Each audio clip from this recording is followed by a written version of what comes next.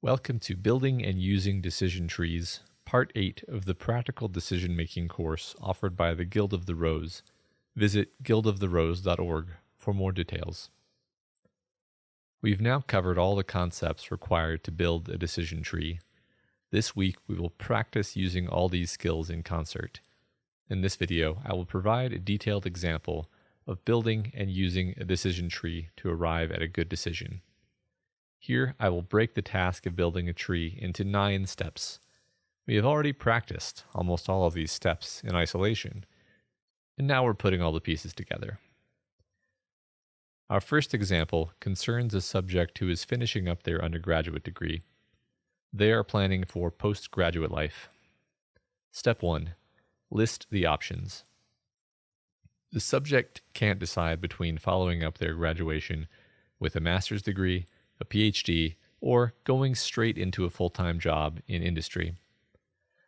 After some reflection, they conclude that these are indeed the only 3 options that they deem worthy of serious consideration. Of course, the option of taking a full-time job encompasses its own myriad of possibilities, but those possibilities will tend to be more similar to each other than they are to the option of continuing school in some form. Step 2. List the critical variables. Decisions complex enough to be worthy of building a decision tree will usually involve multiple implicit variables which may be entangled or difficult to weigh or measure against one another. So the first step is simply listing these variables. When the subject introspects on the sources of internal conflict, on the factors that they find themselves hemming and hawing over, they conclude that the main factors that they are trying to weigh are money, optionality, and time invested. Different people will have different sources of conflict. Others might be more concerned with ultimate life satisfaction, impact, parental approval, or fame.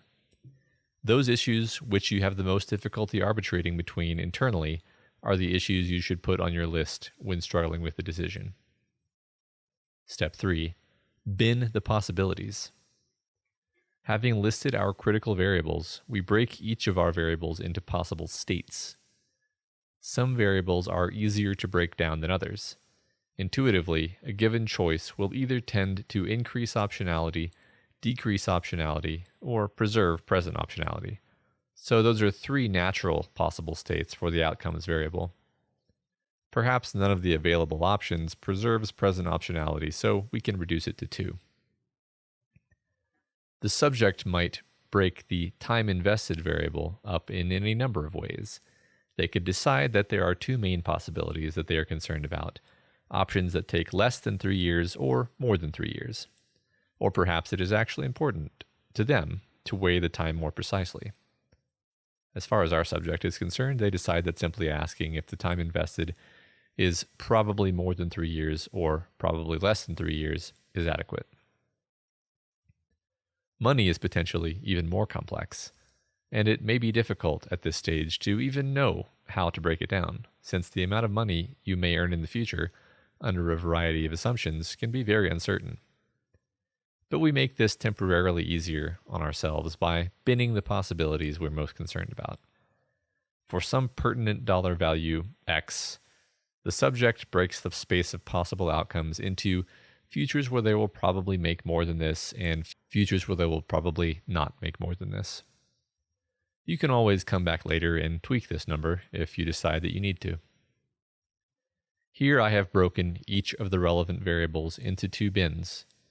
You could use more bins if you felt like you needed to. The only consequence will be more sorting on the next step. Step 4. Rank the possible outcomes. Now that we have broken out of the confusing morass of possible vague futures and put the possible outcomes in buckets, we rank those outcomes. The best and worst possible outcomes are usually very obvious. The best outcome is simply the combination of all the best outcomes for each variable. The best case is high money, high optionality, and low time investment. The worst option is low money, constrained optionality, and high time investment. But the intermediate rankings are where you might find surprises. The subject is forced to weigh outcomes that are identical except for specific differences in single variables, and patterns emerge. Prior to doing this exercise of ranking outcomes, the subject might not have realized that they valued optionality this highly. Note that while instances of low time investment and high money do appear in the bottom three options, no instances of expanding optionality fall lower than fifth place. Let's pause here to point something out. Sometimes, after getting this far in the process, you might decide to stop. Having now disentangled your confused and conflicting desires, it may be obvious that one of these variables dramatically trumps all the others, and the best option suddenly seems obvious. And that's fine. Practical decision-making is all about efficiency and decisiveness. But if you don't quite feel that the problem has been resolved, then continue. Step 5. Assign utility rankings to all outcomes. We learned the trick of the certain equivalent last time, so that you would feel prepared to tackle the question of assigning utilities to the different outcomes. You don't need to use the certain equivalent trick. The point of the trick is just to get your mind used to thinking in terms of weighing potentially very different options against one another. The subject fills in their utility assessment chart as follows, indicating the relative value of each outcome.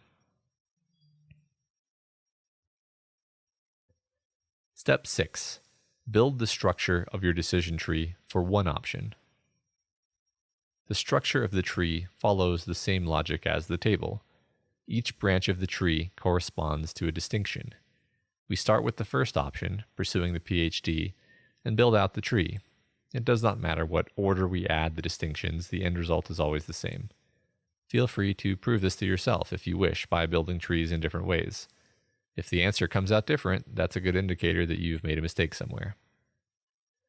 At this stage, assign the utility values that you decided upon to each of the terminal nodes or leaves of the tree.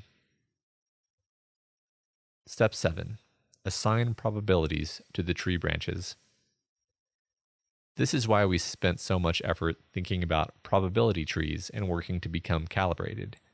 The aim here is to assign probability values to each branch associated with this specific option.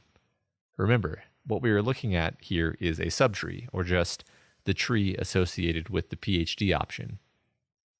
Here, the subject uses their knowledge and understanding of the relative merits and drawbacks of the options to fill in the probability levels of each branch.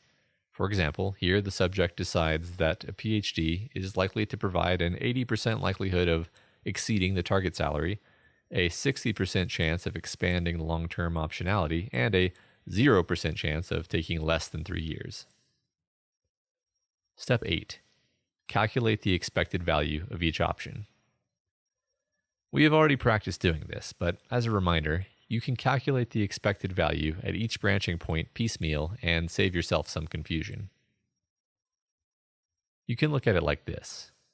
Starting from the topmost leaf node, the expected value of the time invested variable, given that you were already in the high money expanding optionality branch, is 0% times 100 utility plus 100% times 95 utility, which equals 95.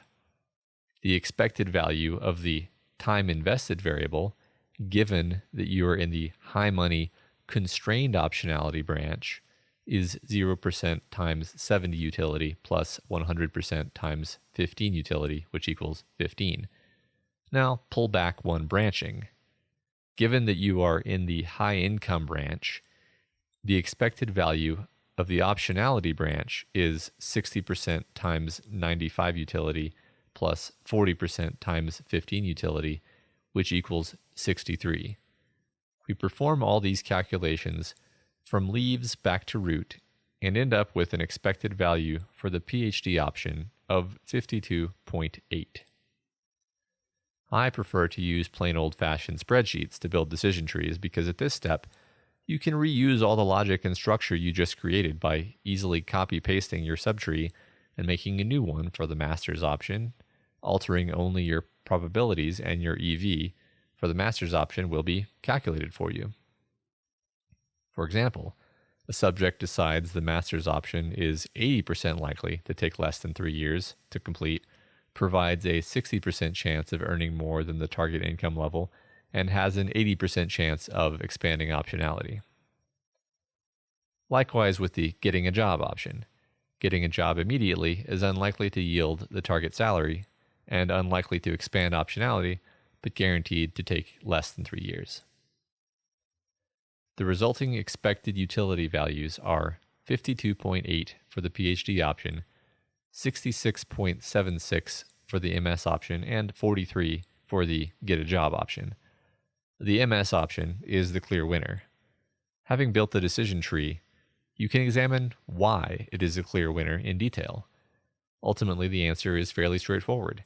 The subject highly values optionality, and to a lesser extent money, and does not care too much about investing a lot of time into getting what they want.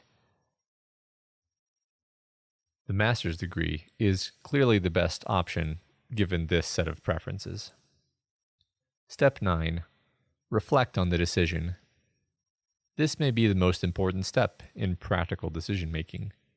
If you go through the whole framework above and end up with a decision that you still do not feel is the right one, then you have probably not accurately weighed your relative preferences during the utility weighting phase or left some important variable out of your calculations entirely. It's also possible that one of your probabilistic predictions is significantly off base in a way that reflects either wishful thinking or fear, rather than true expectation. The realization that your tree doesn't actually reflect your feelings can make the whole exercise worthwhile. If our subject had gone through this process and not felt that the decision was now obvious, realized they should pursue a master's degree, and then proceeded to get a good night's sleep, then they might reflect on their feelings and determine that they actually deeply don't want to spend more time in school and hadn't consciously realized this. This would lead them to modify their utility values associated with time investment to better reflect their true feelings. And if they used a live spreadsheet, the results would update automatically.